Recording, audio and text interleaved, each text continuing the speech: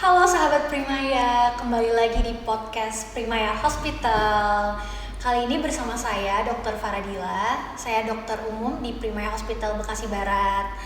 Hari ini kita akan berbincang-bincang nih mengenai tema yang menarik ya, yaitu tentang toxic positivity, di mana berpikir positif itu akan menjadi racun gitu. Nah, tentunya di sini ada narasumber yang akan bincang-bincang bareng bersama kita, yaitu Dr. Pratiwi, spesialis kejiwaan. Halo dokter. Halo, selamat siang. Siang. Halo sahabat Primaya, saya Dr. Pratiwi Asandi, spesialis kedokteran jiwa. Saat ini saya berpraktek di Rumah Sakit Primaya Hospital Bekasi Barat. Sama ya dok ya, kita satu rumah sakit.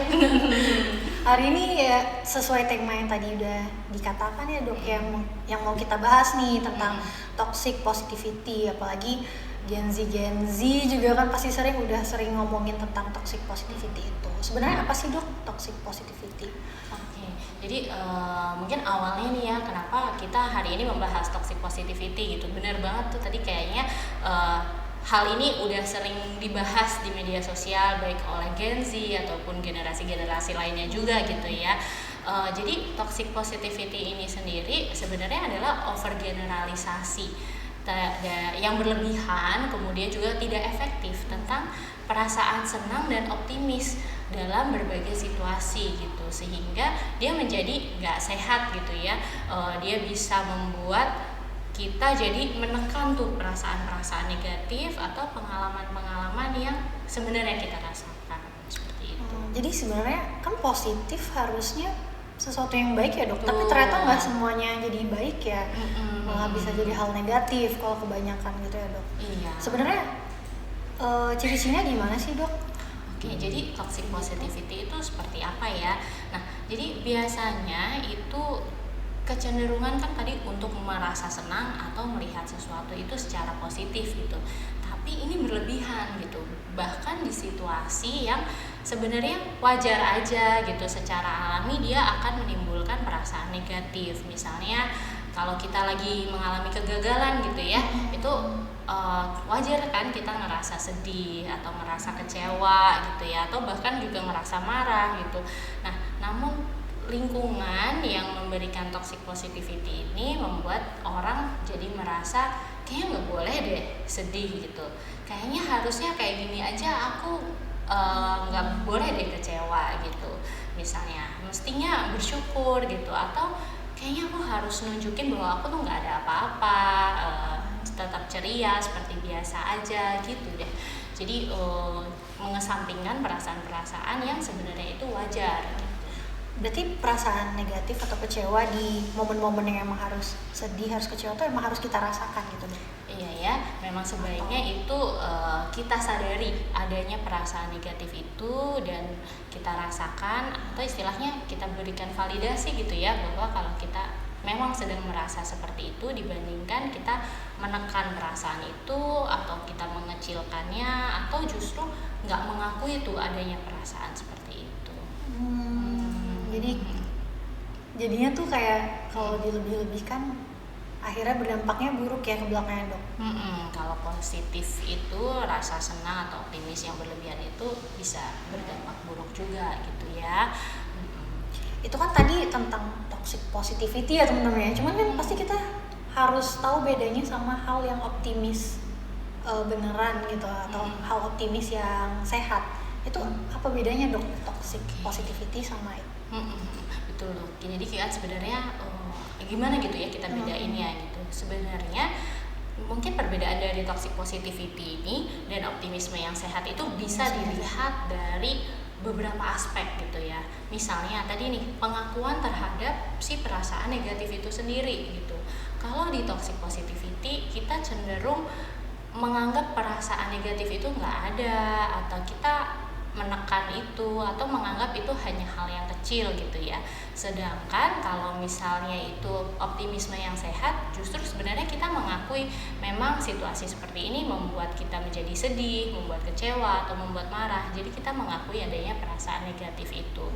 Kemudian juga dari pendekatannya terhadap realita gitu, karena kecenderungan untuk menekan perasaan negatif dalam toxic positivity tadi kita jadi melihat realita tuh nggak utuh gitu ya.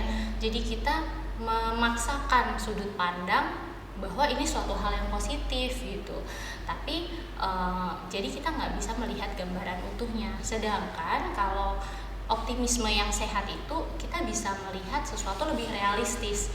Jadi memang hal ini membuat kita nggak nyaman gitu, tapi hal ini ada sisi buruknya nih.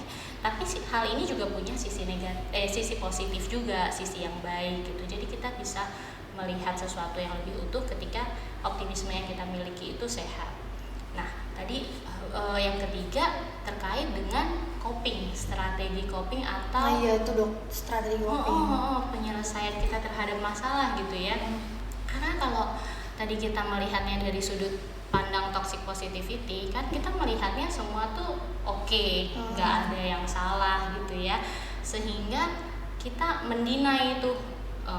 Jadi copingnya pun cenderungnya ke denial, penyangkalan gitu ya.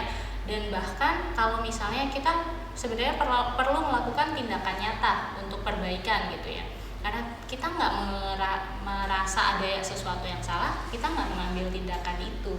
Tapi kalau kita optimisme yang sehat, kita akan melihat, kan tadi lebih realistis ya, bahwa memang ada hal buruk nih dalam hal ini gitu. Kita mengakui itu, kita memberikan validasi akan itu, kita menerima hal itu, dan kalau misalnya ada sesuatu untuk memperbaiki hal ini, kita akan mengambil tindakan. Malah berubah gitu ya, mau memperbaiki kalau optimisme yang sehat ya. Kalau toxic positivity akhirnya kita jadi kayak aku bener ya udah ngapain diubah gitu ya dok. Itu kayak keseharian sering banget kayak gitu ya dok ya, kita semua. Betul, itu bisa ditemui tuh dalam keseharian kita gitu ya. Kadang-kadang kalau misalnya kita menolak pemikiran bahwa kita lagi sedih atau salah, kan kita tetap aja tuh memakai cara yang sama gitu ya, walaupun mungkin cara itu udah nggak berhasil lagi gitu. Nah, akhirnya pun dampaknya juga akan beda gitu. Dari yang toxic positivity akan membuat kita makin stres gitu ya. Sedangkan kalau misalnya optimisme yang sehat itu, kita justru makin tangguh, makin resilient gitu, karena ketika kita mengalami kegagalan ya nggak apa-apa gitu. Ada sesuatu yang bisa diperbaiki dari situ gitu. Jadinya kita bisa maju lagi. Gitu. Jadi dampaknya lebih ke akhirnya gimana cara kita nyari solusi dari masalah itu ya dok ya. Kalau dampak yang lainnya, misalnya lebih spesifik lagi dok, dampaknya ke hubungan interpersonal kita sendiri tuh kayak gimana dok? Kalau dalam hubungan interpersonal, jadi gini, ketika kita nih punya perasaan negatif tentang suatu hal gitu kan ya, pertama-tama kalau misalnya kita berada di lingkungan yang dengan toxic positivity tadi gitu, terhadap di lingkungan kita, itu kan membuat kita jadi gak enakan gitu ya kalau mau cerita tentang sesuatu hal yang kita rasakan negatif gitu. Karena bisa jadi orang yang selalu berpikir positif ini akan mengiranya kita lemah, kita cengeng gitu misalnya ya. Jadi nggak mendapatkan validasi yang mungkin sebenarnya kita butuhkan. Jadi dia akan cenderung menyimpan sendiri kan ya perasaannya. Ketika dia menyimpan perasaan dari orang lain, jadi maka akan timbul yang namanya jarak emosional gitu. Jadi nggak ngerasa cukup dekat gitu kan dengan orang lain tersebut. Dan ketika timbul jarak emosional, maka perbincangan seperti itu misalnya nggak bisa mendalam gitu ya. Pembicaraan tuh hanya superficial aja, nggak bisa yang benar-benar deep gitu, nggak bisa intimate gitu. Dan pada akhirnya itu akan membuat seseorang rentan untuk merasa kesepian. Karena kalau misalnya dia lagi punya masalah nih di hidupnya, dia nggak bisa cerita sama siapa-siapa karena orang-orang di sekitarnya misalnya pengennya taunya yang baik-baik aja tentang dia gitu. Sehingga itu sih dampaknya di hubungan interpersonal. Jadi kayak kalau kita curhat, mereka bilang nggak apa-apa, ya udah kali berpikir positif aja kali kayak gitu ya dok ya. Akhirnya ya udah males. Kebayang nggak sih? Kebayang sih ya. Jadi susah ya sahabat Primaya ya kalau kayak gitu sebenarnya. Ya. Tapi dok, kalau misalnya kita nih sebagai korbannya, kan itu kayak sudut pandang kita sebagai orang yang menghadapi orang-orang yang curhat ke kita, kita nggak boleh terlalu kasih positif pikiran-pikiran positif tadi. Tapi kalau misalnya kita sendiri nih sebagai yang punya masalah, kita punya masalah, terus kita curhat sama orang lain, tapi orang lain cuma bilang udah stay positif aja gitu. Itu kita harus kayak gimana dok? Kadang kan juga butuh mungkin feedback atau gimana, tapi orang itu seperti itu. Baik. Iya ya, jadi kalau misalnya seperti itu, mungkin yang perlu kita coba lakukan dulu adalah memberikan validasi terhadap perasaan kita sendiri gitu. Jadi kita mencoba mengenali sebenarnya perasaan saya ini apa ya gitu. Kemudian kalau misalnya oh iya saya lagi ngerasa sedih atau saya lagi ngerasa kesel gitu, itu sesuatu hal yang nggak apa-apa gitu, itu wajar dan itu kita sendiri perlu memberikan pengakuan terhadap hal itu. Bahkan ada penelitiannya nih dok. Jadi American Psychological Association itu pernah meneliti dan mereka menemukan bahwa kalau kita mengenali perasaan, memberikan label terhadap perasaan kita, ternyata itu akan menurunkan level stres dalam diri kita dan meningkatkan juga mental well-being kita gitu, dibandingkan kalau kita menekan perasaan itu. Satu, mungkin itu yang bisa kita lakukan ya. Terus yang kedua, kita bisa juga merasakan perasaan itu tanpa memberikan penghakiman atau judgement tadi. Karena gini, kadang-kadang orang yang udah terbiasa tinggal di lingkungan yang memberikan toxic positivity itu cenderung kalau ngerasa sedih atau ngerasa kecewa, kayak ngerasa kok gini aja sedih ya, apa saya baperan banget ya gitu ya. Itu kan sebuah penghakiman terhadap diri kita, terhadap perasaan kita. Jadi coba untuk merasakan emosinya itu tanpa memberikan penghakiman. Nah, itu ternyata juga membantu kita untuk meregulasi emosi dengan lebih baik dan juga membuat kita juga lebih resilient. Dari penelitian dikatakan seperti itu. Nah, bisa juga kita melatih melalui mindfulness training seperti itu dong. Terus juga kalau misalnya nih terhadap orang-orang di sekitar kita gitu ya, kita bisa juga kadang-kadang kan aduh ini kok orang toxic positivity banget gitu misalnya ya, Mikirnya gitu ya, jadi mikirnya gitu. Mungkin juga kita perlu jangan terburu-buru juga berpikir orang lain seperti itu. Mungkin juga orang ini sebenarnya pengen bantu kita, tapi dia nggak tahu caranya gitu ya. Yang dia tahu seperti itu gitu. Jadi kita sadari aja bahwa mungkin untuk orang ini saya belum bisa terlalu cerita lebih jauh karena dia belum begitu memahami cara menenangkan diri saya yang tepat seperti apa gitu. Karena lagi-lagi kita tuh kayaknya akan sulit gitu kalau untuk mengontrol orang lain. Jadi at least kita lakukan apa yang kita bisa untuk mengontrol diri kita sendiri dulu gitu kali ya. Iya benar sih dok. Saya juga pribadi kalau ada orang yang curhat kadang bingung harus bilang apa, akhirnya nggak apa-apa, pikir aja yang positifnya, kan akhirnya kayak gitu ya. Iya, kadang-kadang kan sebenarnya bukan kita bermaksud untuk menjerumuskan dia dalam toxic positivity gitu ya. Kita harus menempatkan diri sebagai itu juga ya dok. Nah, ini juga nih dok, sebenarnya ketika kita jadi di pihak yang dengerin curhatnya gitu ya, gimana sih supaya kita nggak ngasih toxic positivity gitu ya. Mungkin perlu juga kita lebih fokus ke mendengarkan kali ya dok gitu. Karena kadang-kadang ketika kita dengerin orang curhat, kita terlalu fokus tentang habis ini yang perlu saya katakan gitu, atau saya harus ngeresponnya apa ya gitu. Jadi kita nggak fokus sama isi ceritanya. Padahal sebenarnya harusnya dengerin aja dulu ya dok ya. Mungkin sebenarnya yang dia butuhkan itu gitu, dibandingkan dengan respon kita gitu kan ya. Terus juga kadang-kadang kalau misalnya kita dengerin, mungkin bisa aja jadi membandingkan sama permasalahan yang pernah kita hadapi gitu. Jadi berpikir, waktu itu kita bisa kok, dia pasti bisa gitu. Padahal kan mungkin juga situasinya berbeda. Makanya itu fokus mendengarkan akan jadi lebih baik, juga memberikan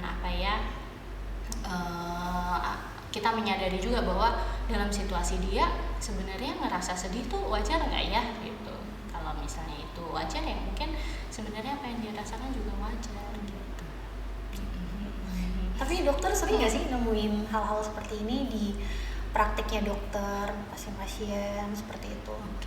Yang sampai datang ke psikiater kayak gitu. Iya ya, sering juga ya. Sering ya dok ya. Jadi biasanya nih mungkin udah dalam tahap lanjut gitu ya. Artinya gini, selama ini dia udah terbiasa hidup di lingkungan yang mungkin ada semacam toxic positivity itu, sehingga seolah-olah ada standar tersendiri nih. Toxic positivity itu membuat dia punya pola pikir untuk memenuhi standar tertentu gitu kan ya, untuk mencapai supaya dia kelihatan oke gitu kan ya. Nah tapi kadang-kadang kan standar itu bisa nggak terpenuhi ya, karena situasi tiap-tiap orang bisa beda gitu.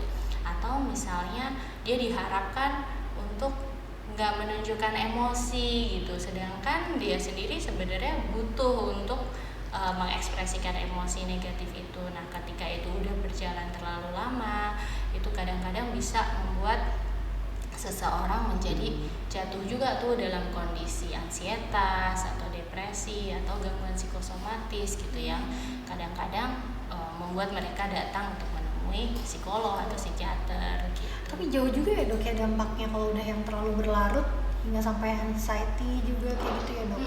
Saya harus mencari pertolongan psikiater, psikolog.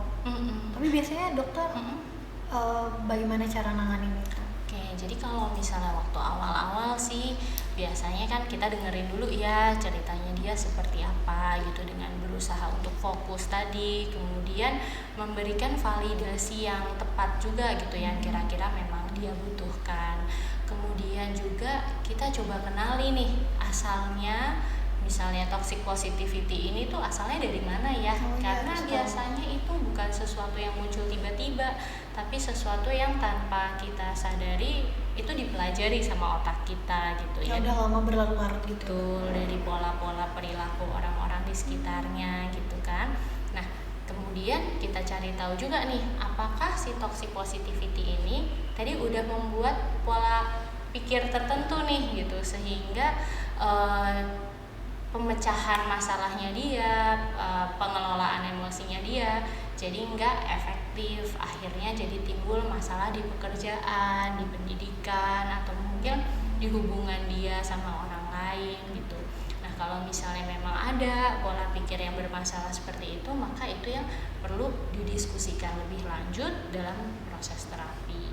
Tujuannya supaya dia bisa mengelola pikirannya, mengelola emosinya dengan lebih baik, sehingga kualitas hidupnya juga bisa meningkat. Banyak ya teman-teman Prima ya sebenarnya. Jadi kalau misalnya kita emang merasa butuh pertolongan atau ya kayaknya butuh cerita ke psikiater atau psikolog untuk mencari tahu jalan keluarnya gitu ya dok ya, bisa langsung ke psikiater kayak seperti ke dokter Pratiwi gitu sih.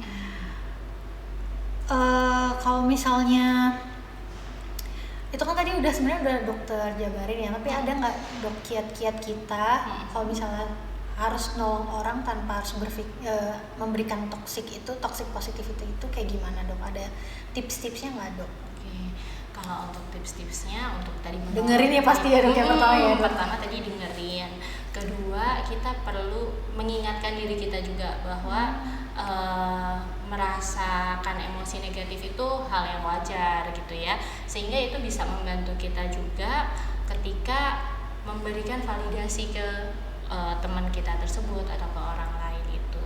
Terus yang ketiga nih yang gak kalah penting juga, kadang-kadang kalau pas kita dengerin orang curhat gitu ya, bisa juga kita ngerasa kayak ih ini orang kok gini amat sih gitu misalnya ya. Lebay banget sih gitu ya dok. Itu gimana dok? Nah kalau kalau misalnya kita di tengah-tengah orang itu lagi merasa seperti itu, dia lagi cerita kok tiba-tiba kita muncul pikiran seperti itu, kita perlu sadari bahwa kita sempat muncul pikiran seperti itu, tapi kita tahan dulu tuh. Jangan kita bereaksi terhadap pikiran itu atau perasaan itu. Kita balik lagi, fokus dengerin dia lagi, berikan validasi yang secukupnya. Nah, tapi setelah ngobrol, kayaknya kita perlu refleksi diri gitu ya. Tadi kenapa ya saya tiba-tiba mikir kayak gitu ya? Emosi apa ya yang tadi saya rasakan? Biasanya kalau saya ada di posisi dia, seperti yang dia ceritakan tadi, saya kayak gimana ya? Seperti itu. Karena bisa jadi tuh ternyata ada yang belum selesai juga nih sama diri kita gitu, dan itu adalah suatu pengingat gitu yang muncul, jadi ibaratnya kayak ke-trigger gitu ya ketika dengerin orang lain ngomong. Berarti dari awalnya kita yang harus memberikan, mungkin kita yang dicurhatin atau memberikan respon, yang harus memberikan respon atau yang harus mendengarkan, tapi kita jadi bisa evaluasi diri sendiri ya dok. Betul, ya. Betul. Dan itu akan ngebantu kita juga ya untuk menjadi lebih mengenal diri kita juga gitu. Bahkan juga meningkatkan cara kita meregulasi emosi kita, meningkatkan ketahanan mental kita juga. Tapi ini bagus ya.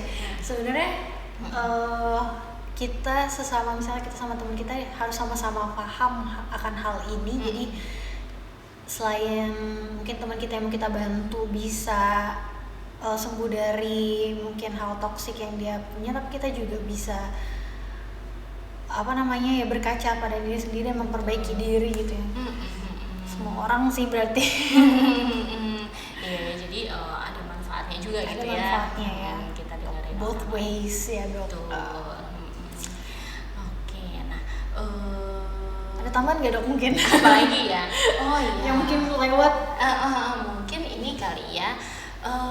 Media sosial. Oh iya. Jadi media sosial itu salah satu hal yang bisa membentuk adanya toxic positivity gitu ya. Jadi karena kan kalau kita lihat di media sosial kan kebanyakan yang ditunjukkan kan hal-hal happy, betul, hal-hal happy, menyenangkan, pencapaian tertentu gitu kan ya, sehingga atau bahkan kayak misalnya pernah nemu nih kayak hashtagnya positive vibes only gitu kan. Sehingga ketika kita lagi ngerasa nggak oke gitu atau nggak lagi gagal gitu misalnya, jadi ngerasa mungkin kayak nggak ada di bagian itu gitu kan ya. Dan juga media sosial itu bisa membentuk standar hidup yang ideal gitu ya, seolah-olah ya.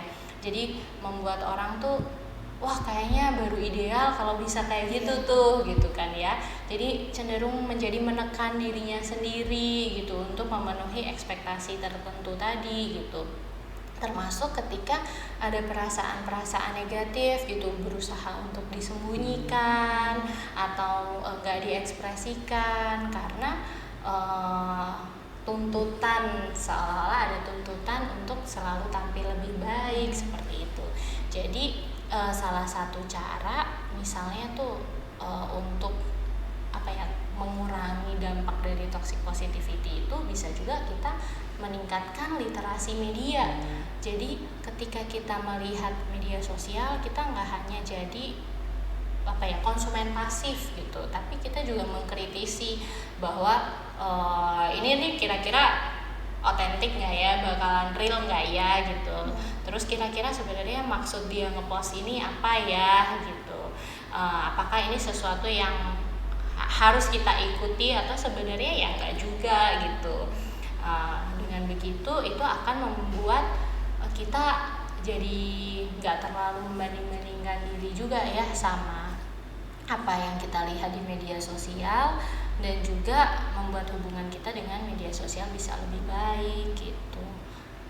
Tapi berarti itu maksudnya apakah kita, tadi kan katanya kita jadinya sering melihatkan hal-hal yang positif aja ya dok ya. Dan itu nggak baik kalau misalnya kita cuma ngeliatin hal positif di media sosial. Tapi berarti apakah itu artinya kita perlu juga curhat hal-hal yang kita bermasalah, atau kan banyak tuh yang nggak pernah ngupload tentang hal-hal sedih, terus senang-senang aja. Apakah itu masalah atau sebenarnya ya nggak apa-apa? Oke, jadi sebenarnya ya asalkan tadi sebenarnya masih dalam bentuk optimisme yang sehat, tadi sesuatu yang sehat artinya nggak berlebihan gitu, ya nggak masalah juga. Kan memang kecenderungan orang untuk membagikan hal-hal yang menyenangkan gitu ya. Nah, cuman kalau misalnya kita jadi konsumen ya maksudnya yang melihatnya ya, maksudnya kita menempatkan diri, betul, jangan terlalu terbawa kesenangan orang lain terus bikin kita jadi sedih kayak gitu. Betul. Berarti harus selalu bersyukur intinya nggak sih dok? Ya itu perlu juga. Nah, jadi kalau tadi nih bicara tentang optimisme, kan kadang-kadang toxic positivity itu bisa juga dibalut kayak makanya bersyukur gitu kan ya. Cuma terjadi ke situ-situ ya dok ya. Nah, tapi selama misalnya nih gini, kalau misalnya kita bersyukur tapi kita memang menyadari nih, saya lagi sedih karena saya gagal di bagian ini gitu ya. Memang itu membuat saya kecewa gitu. Nah, tapi misalnya nih dia juga mengikuti itu, tapi saya masih bersyukur, saya masih ada ini sehingga itu bisa membantu saya melalui masa-masa yang sedih ini. Itu sebenarnya bentuk optimisme juga gitu.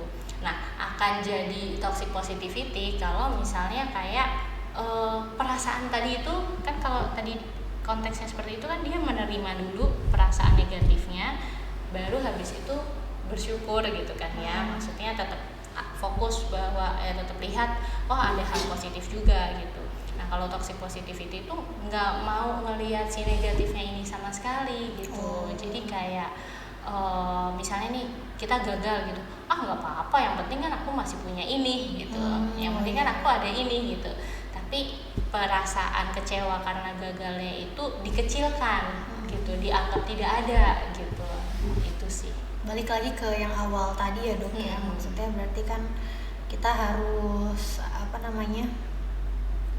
ya kita harus sadar kalau misalnya itu sesuatu yang salah biar kita bisa perbaiki. Tadi ya dok yang pertama tadi ya. Benar-benar iya, seperti itu sih dok. Nah juga kalau tadi kaitannya sama media sosial juga, barangkali perlu juga tuh yang namanya penggunaan media sosial secara mindful. Artinya kalau misalnya kita ngerasa udah kewalahan gitu ya, ada baiknya juga kita set batasan. Misalnya kayak screen time kita batasi, terus feed kalau nggak salah kan sekarang bisa diatur gitu ya, supaya nggak nunjukin hal-hal yang nggak perlu atau misalnya terlalu berlebihan gitu, tapi lebih beragam gitu kontennya, supaya kita masih sadar nih realitanya bahwa hal negatif tuh ya memang ada dan bisa terjadi, dan itu nggak apa-apa gitu kan ya. Terus juga kalau butuh digital detox mungkin itu juga perlu dilakukan. Apa dok digital detox? Jadi kayak deactivate account gitu ya dok ya, atau sementara kita nggak ngakses dulu selama beberapa lama gitu. Berarti itu nggak apa-apa sebenarnya dilakuin ya dok, bukan kayak denial kalau itu beda lagi. Jadi lebih ke kan tujuannya untuk apa ya, mengurangi overstimulasi juga gitu ya kalau digital detox itu kan ya. Karena kalau misalnya kita lagi ngerasa nggak oke, terus kita ngelihat hal-hal yang wah gitu ya, dan itu terus membuat kita membandingkan diri, kan itu jadi sesuatu yang nggak baik juga gitu kan ya. Jadi mungkin salah satu caranya digital detox itu sebenarnya masalah juga. Itu dia sahabat Prima ya, digital detox ya. Untuk yang emang harus perlu lah detox dari hal-hal negatif juga. Ya tadi berarti tadi maaf ya dok, balik lagi berarti bisa ya dok ya kalau misalnya emang kita udah overwhelmed dan kita butuh tempat cerita atau tempat sebenarnya masalah kita tuh apa sih kayak gitu, langsung konsul ke dokter spesialis kejiwaan, psikiater gitu, berarti bisa ya dok ya? Bisa. Ada yang mau ditambahin mungkin dok? Apalagi ya, udah kayaknya. Berarti kalau misalnya teman-teman Primaya mau konsultasi, sekedar konsultasi, karena ke psikiater kan gak cuma harus sakit dulu atau Tapi kalau mau konsultasi bisa banget ke dokter spesialis kejiwaan seperti dokter Pratiwi. Nah, dokter berpraktek kan di Primaya Hospital Bekasi Barat. Jadwal dokter kapan aja sih? Mana tahu teman-teman Primaya mau ketemu dokter. Oke, jadi kalau untuk jadwal itu saya ada di hari Selasa, Rabu, Kamis, Jumat, Sabtu. Ya, jadi kalau misalnya hari Selasa dan Jumat itu ada dari jam 8 pagi sampai jam 2 siang. Kalau misalnya hari Rabu dan Kamis itu dari jam 4 sore sampai jam 7 malam, dan hari Sabtu jam 7 sampai jam 9 pagi. Oke, ada jadwal yang pagi, ada jadwal yang malam, ada yang weekday sama weekends nih. Teman-teman Primaya bisa banget langsung daftar aja di pendaftaran di Primaya Hospital Bekasi Barat. Itu untuk ketemu dengan dokter Pratiwi. Mungkin nanti bisa mengulik-ngulik cerita-cerita ya dok tentang masalah-masalahnya. Apalagi tentang toxic positivity dan juga media sosial, kan itu juga salah satu sumber masalah-masalah kita sekarang ya, apalagi di banyaknya media sosial, kita main media sosial terus lah tiap hari gitu. Terus sih mungkin ada yang mau ditambahin dok, mungkin pesan-pesan bagi teman-teman Primaya di rumah? Oke, mungkin untuk pesan-pesannya bahwa toxic positivity itu nggak membuat kita menjadi tangguh, tapi menerima emosi kita apa adanya itu membantu kita membangun optimisme yang sehat sehingga kita bisa jadi lebih resilient. Oke dokter, terima kasih banyak. Jadi banyak tahu ya mengenai toxic positivity. Selain itu juga gimana cara kita sadar akan diri kita, masalah-masalah diri kita, dan bagaimana cara memperbaikinya begitu. Terima kasih ya dok. Sama-sama dok. Semoga suatu hari nanti bisa ngobrol lagi ya kalau ada kesempatan. Baik, oke. Terima kasih. Terima kasih sahabat Primaya.